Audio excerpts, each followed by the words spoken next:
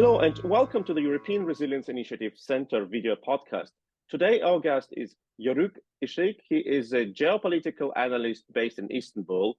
He is also a founder of Bosphorus Observer, a consultancy analyzing maritime activity on the Turkish Straits. And he knows how many vessels have passed the Straits within the last hour or day or week. Welcome to our podcast. Thanks for inviting me, Sergey. My first question, you are now in Kiev at a conference, and thank you that you found time for this conversation. But you have recently been on Bosphorus, and you're observing since months the naval traffic there. And what is going on there? Because we know the stories that the Russian vessels were coming back and through, and then we know that the Turkish state, in accordance to the treaty, blocked the straits from the entrance of military vessels, but then like something went through, and we know only rumors. What is the real situation on the ground or on the water? So basically, it's a little bit, we can look at this glass half full, glass half empty. If we look at the glass half full part, Turkey, and to Turkey's credit, and there are lots of things minuses on Turkey front also, but to its credit, while many other European allies of Turkey, Ukraine, was really basically trying to convince Ukraine to give up some of its occupied territories after the 2014 occupation. Because here it's important to highlight that this war did not start last year, but it started almost 10 years ago. And Turkey, since 2014, always on the record, and Turkey is going through a different political period. There is a very involved personalized politics. And so in that case, not Turkish government on the record, but Turkish president, the ultimately is, powerful political actor in Turkey on the record, always said any violation of territorial integrity of Ukraine is unacceptable for Turkey. So Turkey has been a staunch ally of Ukraine, and Turkey sees Ukraine as a strategic partner, not just an ally, an important trade partner, but also a strategic partner, which Turkey and Ukraine has very important military projects that they conduct together.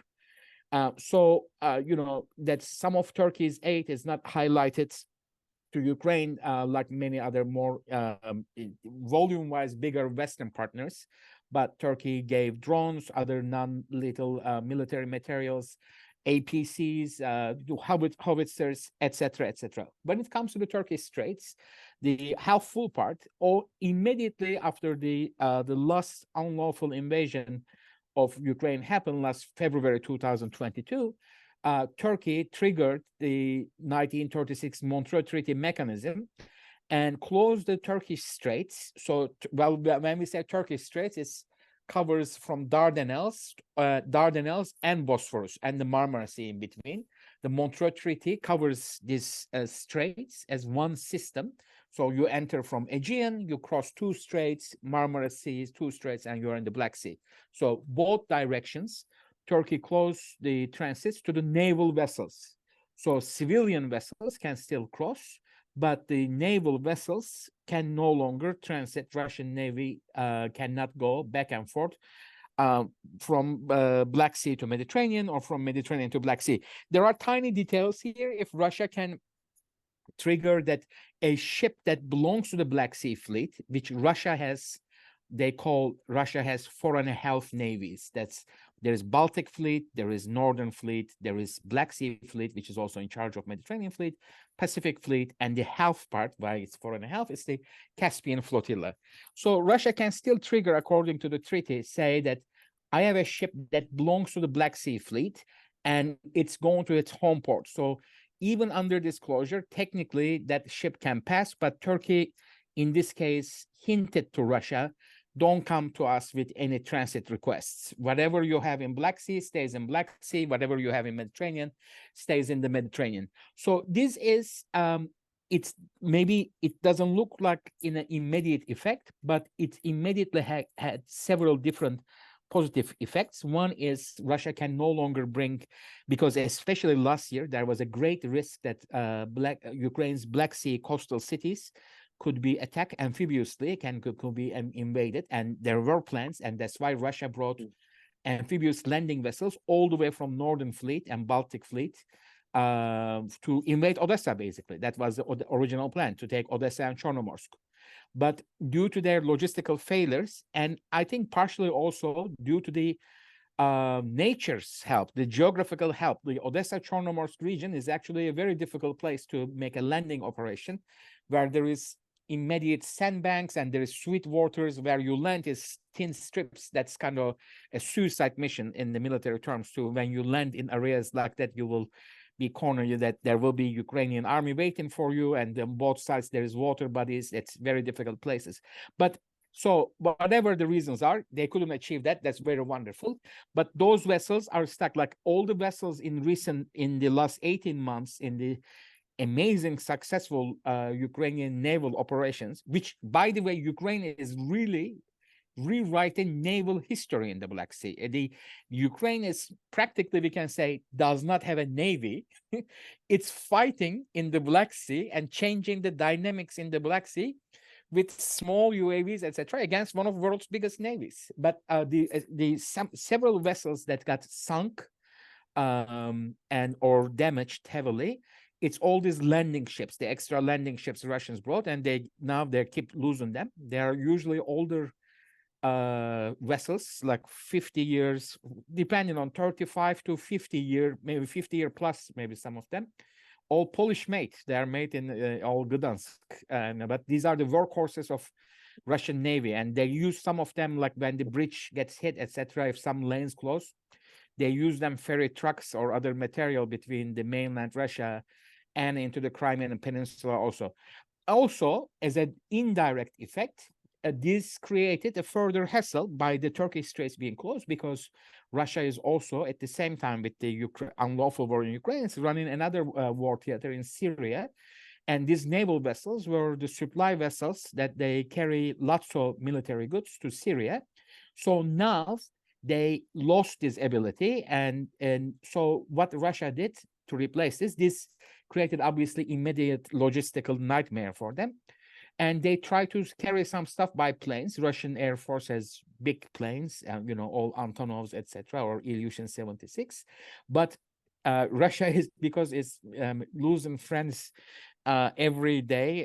So most of the airspace is close to Russia. So it's not like the old days they can just fly. Turkish airspace is close to regular Russian military traffic also. And at the end, at the beginning of last year, they used to fly via Caspian, Iran, Iraq, but even Iraq closed the airspace. So like when they want to try to go right now, they fly really crazy routes. They land because they need to refuel somewhere in the around Chechnya, etc. They have bases in near in Caucasus. They land there and they refuel. They fly via Caspian. They go over the Persian Gulf. They cross the borderline of, Kuwait. Sometimes they cross from Egypt. It becomes like, they fly around the world to Syria. So that's not very practical. And so this brings us to the second part of your question. This amazing long answer is the most negative part. According to the 1936 Montreux Treaty, although Turkey governs the transits through the Turkish Straits, basic freedom of navigation rules also apply. There is freedom of passage if a ship is not calling port in a Turkish port, if it's going from one country's port to another country's port without stopping in Turkey. Turkey basically governs the traffic volume and the times the ships can transit and can run basic health check, but it does not have legal authority to stop these vessels or even search these vessels. So if a ship is going from sovereign nation of Syria to the sovereign nation of Russia, as a civilian to a commercial merchant vessel, Turkey does not have right. But of course, because we are dealing and talking about Russia here, and Russia likes to violate, although they like to speak day and night about international treaties and international rights, one more time we see here Russia is violating the spirit of the Montreux Treaty by using the civilian merchant-looking vessels as practically in real terms as in Russian naval auxiliary vessels, which was a different fleet, which they had on their own flag, Russian naval auxiliary flag, clearly marked is working for Russian armed forces. But now the civilian vessels are working. So the ironic situation here, it's formed that some of these vessels, even on their like the website of the shipping management companies, we saw this is not like some deep open source research. Some of these vessels you really search open source, etc., and we found out the mysteries. But some of the vessels, they clearly mark even on their website they are working for Oboron Logistica, which is a purpose-created company by the Russian Defense Ministry. So they are really working openly on the internet. They say they are working, assisting, and supplying Russian armed forces. So these vessels are clearly not civilian merchant vessels. They should not apply really to the Montreux Treaty. And Turkey, what Turkey should do, I mean, I'm not necessarily a politician or diplomat, but what it comes to my, political scientist mind, Turkey should make a démarche against, with the Russian diplomacy, and they should say, maybe behind closed doors, if they don't want to offend our major trading partner, they should say, you know what, we know what you're doing, and please don't do it. And it's like they can say it like this. And actually, the Russians, I actually appreciate, they understand Russia understands from the power politics. And if we say it like we mean it, they will understand this. So it seems like right now, because there is very complex situation here, there are multiple interests, and there are multiple interests, also domestic political interests, like last year, not last year, I'm sorry, the time didn't pass, last spring in May, Turkey went through a hugely tense election period. And, Russia likes to interfere in many different ways to different countries' domestic politics. This be the internet troll farms that they poison American politics, or in Turkey that, they came clearly and opened new credit lines during one of Turkey's biggest financial crises to Turkey. And so they create this constantly some transactional relation, and they attempt to buy friendship. But, I think Turkey is serious about the importance it puts on Ukraine. So some of these vessels needs to be stopped, because they are also ironically supplying in this. I mean, they carry, and to make things more confusing, they carry arms and defense goods both directions. So some of the weapons goes through south towards Mediterranean. Those are Russian defense exports to Russia-friendly countries like India, Algeria, etc. So Russia is making money from that. That's a legal trade. That's harder to stop. They carry weapons to Syria to supply their armed forces, which is, in funny way, they are assisting, either they're fighting directly or assisting the Syrian Arab Republic army, which in return fights against the Turkish-backed groups in northern Syria, to make things really confusing. And they repatriate weapons, maybe even from Egypt, but definitely from Syria. They over-carry things in the last 10 years. So what they're missing in the Ukraine theater, they're repatriating back from Syria back to Russia. And this is not just me saying it. As one of the recent investigations I participated with the Wall Street Journal, we saw in the Planet's satellite picture very clearly they were unloading howitzer guns, artillery. They were unloading, and they carried back from Syria back to Novorossiysk. So this vessel passed as a civilian vessel. So at this point, it's out in the open. The pictures don't lie to us. This is not a accusation, some kind of, I see it on some Instagram picture of, you find this kind of open source things that someone is getting married in Tartus, and on the background of this wedding picture, looking from 7 kilometers away, I think that's a gun getting loaded to the Russian ship. No, it's clear as a day, sub-zero, 0.5 meters, super clear Maxar picture of satellite is showing us the reality. They are repatriating weapons, and it's just passing in front of us. Plus, there is much more complex situation of commodities plundering from the occupied areas of Ukraine. So this is a whole new thing. I will just say one phrase and stop, because maybe you guide me instead of me continuing the step. That's one of the issues of the Russian invasion of Ukraine's territories, besides all the rhetoric of, you know, the recreating Novorossiya, the Russian Empire, Soviet Union, everyone comes up with a story. No, I tell you much more straight. Russian state is hijacked by some criminal elements in Kremlin, and the head of it maybe it's just the main organizer, Putin, some oligarchs, and from last 10 years, they are robbing, stealing Ukrainian national assets. These are the factories, these are the refineries, these are the different commodities of Ukraine. This coal is getting stolen from Ukraine, from Luhansk and Donetsk, is getting shipped to Turkey. These agricultural commodities getting plundered. It's in a similar way, and this is not the first time Russia is doing this to Ukraine. In 1930s, in the expropriation of like the Stalin era, that turning the farms into collectives and stealing all the goods. It's the second time, either at gunpoint or abandoned farms or through collaborators. They are collecting the agricultural commodities and they are reselling them. They are marketing them to the world, maybe at discounted prices.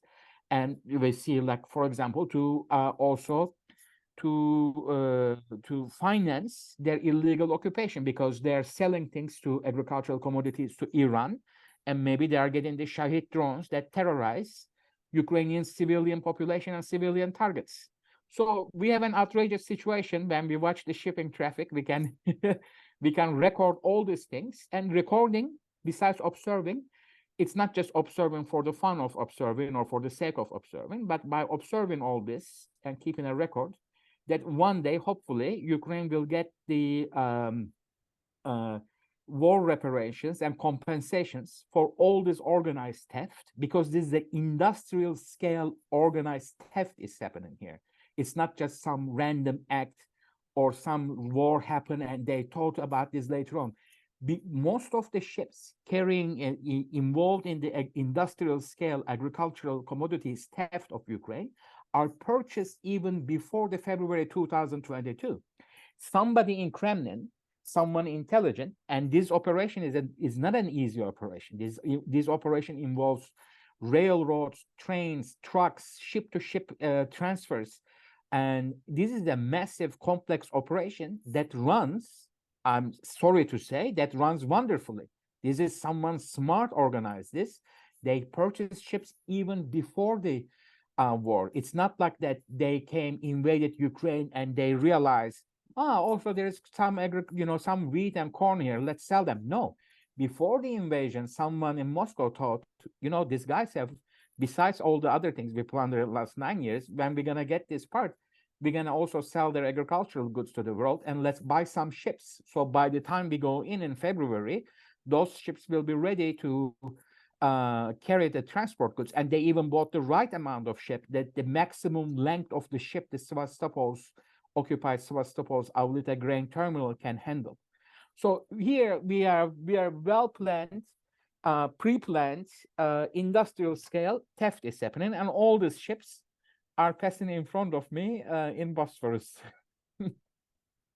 That is a absolutely devastating, scary picture you have pictured. And it concerns not only not only the situation with the Montreux Convention or with like passage of military ships, but what you have described, that the waterways are being used for enabling of maybe the largest plundering we have seen in the history of Europe since World War II.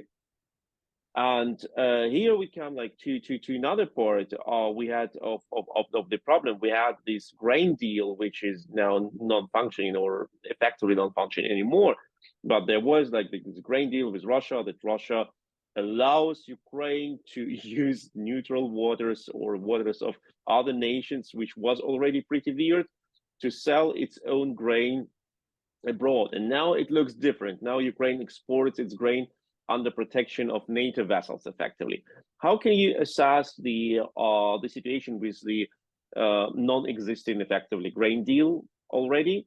in the last Even months. the word And you use, like "wanna pull my hair," that Russia allows, like it goes actually the grain deal. I use it even wrote a paper. ironically. Yeah, I no, use no, it I'm not criticizing you. Like ironically. you described it perfectly, but no, it comes to that. I was against the grain deals, that part. That okay, when the grain deal was signed, it was a success of Turkey's good offices and UN. The President Erdogan and the General Secretary General Guterres put lots of time to make the grain deal happen, and it was a tense moment. And when it happened, it was successful. It brought down the agricultural commodities price because there was an issue that the global South was getting priced out from the agricultural commodities and the fertilizer market. So actually, okay, congratulations. But the grain deal in principle, if it was going to run forever, it goes against the fundamental of one of the oldest law of the world, this law of the seas, that the freedom of navigation, the innocent passage. Russia is attempting to treat from centuries. This is not a new thing that started with the in the last 18 months, Russia's aggression against Ukraine. It's Russia always attempts to treat Black Sea as a Russian lake. No, they have to understand one day there are other independent nations around the Black Sea, and they should stop invading these countries, because also, for the viewers who are not aware of this, that the Ukraine is actually the third country Russia invades around the Black Sea. Russia already invades Georgia. Russia already invades parts of Moldova. Now Russia invades parts of Ukraine. They don't stop. It's just like almost they lost the ability to interact with their own neighbors. Obviously, with this group of people in Kremlin, we shouldn't expect. We are not naive. They won't change. But if one day, if there is a whole new Russia with its more brighter and cleaner people of Russia, they control their government. Yes, hopefully that will happen. We don't know if they will ever come or not. But like with the current mentality, with the current way they engage with the countries around them, this is not going to happen. But the grain deal basically saved the day. But and it was based on another fictional story, one of the fictional stories Russia created, that the bulk carriers, the dry bulk carriers, are carrying, instead, the ships going to get grain from Ukrainian ports are carrying weapons to Ukraine. No such event happened. No such ship will carry you won't carry weapons in a dry bulk carrier. No, this is a story they just literally, they created out of the thin air. Like the story they created that they cannot sell fertilizer to the world because they cannot receive money because they're out of the SWIFT, etc. SWIFT, being out of SWIFT, first of all, it happened they shouldn't come back to SWIFT because they got kicked out of the SWIFT for a reason. And what was that reason? Oh, they invaded their neighbor. That's why they got kicked out of the SWIFT. Now they're saying, oh, we should be back to SWIFT. No, you did something else. This decision didn't happen overnight. And in reality, without SWIFT, you can exchange money on the world. It's just it requires time and more bureaucracy. But before SWIFT, people were exchanging money. If you send it, you'll send it through telex or something. You'll get paid. It's not the end of the world. But they constantly come up with some stories that there is some imaginary situation happening, and they got the short stick. But these are But okay, focusing on the thing. So the grain deal was done. The ships are gonna come by Istanbul. They're gonna be checked on both directions, and which is kind of loony. Like when the ship comes also full. So like, are there some, like, Ukraine is sending weapons out to the world? Like, why we are even checking ships going towards Mediterranean? But okay, we did that also. But Russia, one more time, treated that deal also. That deal that Turkey put its name and Turkey put its good offices. And Turkey did really act in a neighborly way towards Russia, trying to cut this deal. Still, they're there to keep them in the play. First, they try to, over-inspect the ships, and they went crazy. Like they should only inspect the grain part, but they were almost inspecting the ship. It's like they were running a ship inspection. That wasn't the deal about. They were going to inspect ship. Then, from the over-inspection, they went to then the unexpected happened. Turns out to be there was winter. Like if it was raining or snowing in Istanbul is by the Black Sea. It gets a lot of different weather. then they were not inspecting it at all. Like for the grain deal to successfully function, they should at least inspect a dozen ships a day. But so, at the end of towards the end of the grain deal, sometimes there were days that there was like 2-3 ships were getting inspected. So No, I like, hear that they try to sabotage the inspections. like They many try to other organize things, they false. become part of it. They become part of it to only sabotage it and trying to use this for some arguments. They were wasting basically time. Enough. It's really the expression, there's an expression, if you want something to be done right, do it yourself. It's very good. Like nobody else really super get organized. NATO still, maybe rightfully so, I understand that, because when the NATO ships visit in the past Ukrainian ports or even Romanian ports, Russian naval vessels and Russian naval aviation or Russian Air Force will come and harass NATO ships. And, having a NATO ship there will give them the opportunity for like a TV show. They will come, they will harass, maybe it will become something other sense, it will lead to something senseless. But NATO is not really coming, and Turkey is not. Well, there are different formulas are presented that maybe there will be regional ownership. Only the regional NATO countries can form at least something non-hostile, like the mine clearance groups, etc., which is already existing. There are members or some NATO members that are not so hostile in Russians' mind, like Italians, French, etc., can be part of it. That it's not like Britain or US that Russia has more totally, again, their own imagination allergies against, let's say. But okay, none of these things happen. So Ukraine very rightfully and very intelligently presented, after it became possible, after other Ukrainian naval victories in the Black Sea. And what were those? Regaining the Snake Island, Zimny Island, getting that back from Russians, and the previously stolen, the Uknaftogaz rigs, they are natural gas rigs, to the east of this island, because international maritime route was passing between the island and those rigs, and Russians de facto controlling that main route. So to the west of the island, you can go also, but those are shallow waters and smaller ships can go, but for really big vessels, it's not ideal to go from those areas. So Ukraine presented this new naval routes to IMO. So for ships with 12 meters, less than 12 meters draft, they go from the west of the Zimny Island, and for bigger ships, they go immediately to the east of island.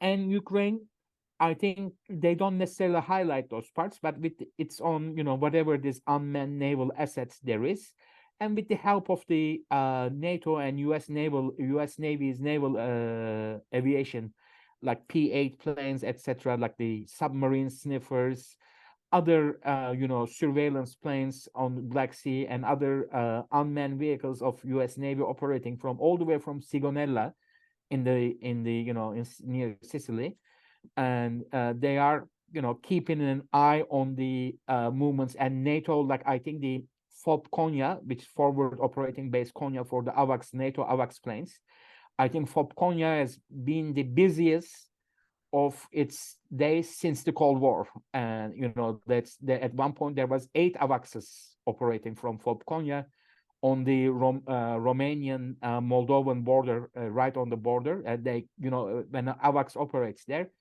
it keeps an eye on the entire Black Sea theater and see what's happening, because recording again is important. It's not these planes are just keep an eye on things, or some of the others are listening things, or the P-8s are submarine sniffers to see if there's a Russian submarine, because it's still some of the most dangerous assets, naval assets Russia has in the Black Sea are the submarines.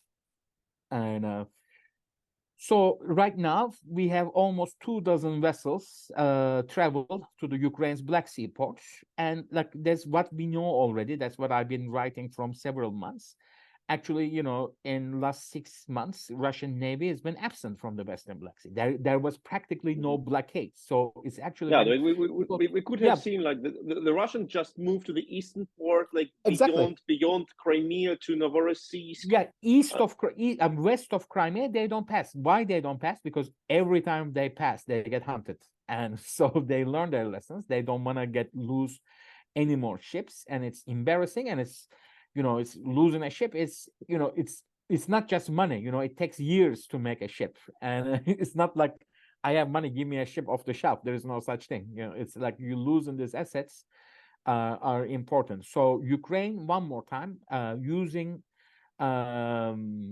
weaponry, it has transferred, given some of it purchased by Ukraine, in you not only operating very successfully, I think operating in combinations that maybe not even imagined by the designers first thinking, and combination of different combinations of land-based missiles, UAVs, etc., in so many different ways. It's controlled the Western Black Sea. So thus, there is the merchant traffic is starting. I think there is great interest from the merchant community. There is some initial hesitance that, like the ships are not, I think there are lots of ships wants to come. They want to see if this first initial ships are working. And so far it's working beautifully. And so I'm expecting we'll see more ships coming to Ukraine's Black Sea ports. And lots of time is lost. I think this year, there will be some agricultural commodities headaches, let's say. It's already globally, the price is down. I mean, I think with the price being down and still not so many ships available immediately, so the export prices, like export cost, let's say, for the Ukrainian farmers is high. So on that front, maybe some domestic subsidies might be needed, but eventually, with these ports open, because it's not at the end just the agricultural commodities. Also, actually, in this first 24 ships, some of them were carrying pig iron. There's a big export of Ukraine, this iron, steel, this kind of things, and so it's that Ukraine starts reestablishing freedom of navigation and restarting its export to the world is vitally important for Ukraine, for its war effort, because Ukraine also needs to generate money. And on the other front, we're talking about money like this, why it's important, just like some of the agricultural assets getting stolen by Russia, etc., that with that weapon they buy weapons. Russia actually has lots of money still, although some of it is stuck in due to sanctions and other things in the Western institutions. And hopefully, if this, tapping into the sovereign assets of Russia happens finally, that will take some courage from Western politicians. I mean, hopefully it happens, but we don't know when and how, if it happens. But it's important to cut these stolen commodities, etc., because how you lose a war is you lose a war, either you lose the will to fight, and I expect in the short term with the Kremlin, etc., and with the general environment in Russia, they won't lose Ukraine won't lose whatsoever, but Russians won't lose the will to fight also in the short term, I think. So how they will stop fighting is if they lose the ability to fight. And so we need to cut their, money making mechanism. And if they cannot produce weapons, and if they cannot immediately buy it, it will have a negative effect on their war effort. But this is not as easy, as just cutting one thing, because the negative things here, negative part of or empty part of the glass, another observation you can do by sitting on the Bosphorus in last 18 months. 2 years ago, while I almost never seen crude going to India, for example, from Black Sea. Now, one after another, crude is going to India, for example. Here's a huge nation, just landed on the moon, which has absolutely no ethical issues of increasing trade with Russia in, I don't know to how many times more crude India bought in last 18 months from Russia. It's been buying Russian crude from Novorossiysk, from Sheshkarish, what it's called in the oil industry, the Urals grade. It's the Urals heavy sour, Volga sweet. It's just bought every possible auction. I think it's just and that's been a huge. I think I never seen this many tankers, and then the petrol price is going higher. it started with a limited amount of ships, but it was called in the, again, oil industry, the ghost fleet, which are the ships carrying price cap, EU price cap violation petrol, and they should not have Western insurance. And so there is complex insurance systems of the, like the PNI club, etc. It's called, the ships have to transit from Bosphorus, but Russians find workarounds to them, and almost all the ships passing through Turkish Straits right now has Russian insurance, which is actually something that Turkey should be concerned, because, like, are these insurance, these PNI clubs are real? If an accident happened, are if an accident happens in Bosphorus, yeah, and yeah, are they gonna come all... and say we're gonna call these insurance people? Is there someone answering the phone? I highly doubt it. And but we don't know these things. But you know, I'm not that part. My statement here is not based on any knowledge, but I doubt, because none of these companies existed 2 years ago, and like we see the fleets changing hands. You know, like famously, like a company in Mumbai shopping center went from as just being a shop, a hole in the wall company with no ships, and in 6-7 months they own like 55 tankers, 55 crude oil carrying 230 meters tankers we are talking about, and they were in a Mumbai shopping mall, this Gatik. And this there is you know, the Russians, and their mind works things like this. I mean, okay, like here, like we should be you know, open and fair. You know, like we all come from Eastern Europe, like this part of the world, the people's mind work creating workarounds. And so like there is successful sanctions and it works, but immediately there are workarounds created around it. And here the big problem is many people only want to save the day. So like even if it's ethically wrong, they like India buying petrol, like Chinese buying coal, or like Turkey to a certain degree, although officially always on Ukraine side, and officially in big ports preventing the stolen grain coming to smaller Turkish ports in the Black Sea. Grain comes with fake paperwork, etc. Like even the Turkish-owned Chamber of Shipping had some guidance about not accepting any vessel coming to Turkish ports from the occupied ports of Ukraine. They have it on the paper, like as a Turkish guidance from the Chamber of Shipping. And very basic investigation is done on any ship coming, they could prevent it. Like it's not anything sophisticated. Look at this ships open from your phone, free app, marine traffic. Look where this ship has been around. Oh, it turns out that the ship doesn't have signal last 10 days. Well, that's something suspicious, because according to IMO rules, you know, that the ship's the signal, the automatic transporter, should be on all the time.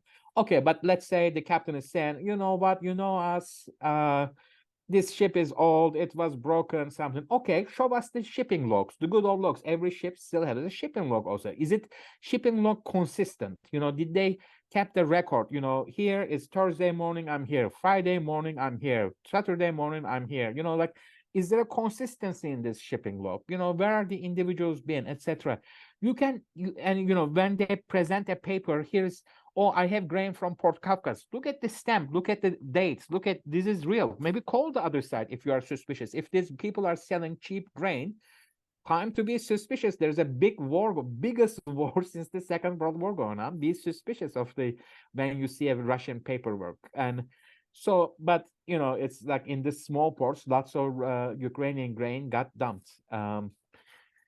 So yeah, like there are, you know, in a way, I think the hopeful part, I see that Ukraine has lots of friends around the world, and you know, Russia has lots of countries that they're in different kind of transactional deals. Ukraine has friends. The world in a way united for Ukraine, but we shall not, you know, rest. The war continues in reality at full speed. Although I always like, just to be colorful example, I think in the famous Instagram post, Zelensky said, you know, here we are here, you know, he's here, Podolyak is here, I'm here. You know, at that moment, actually, Ukraine, maybe Russia lost the war.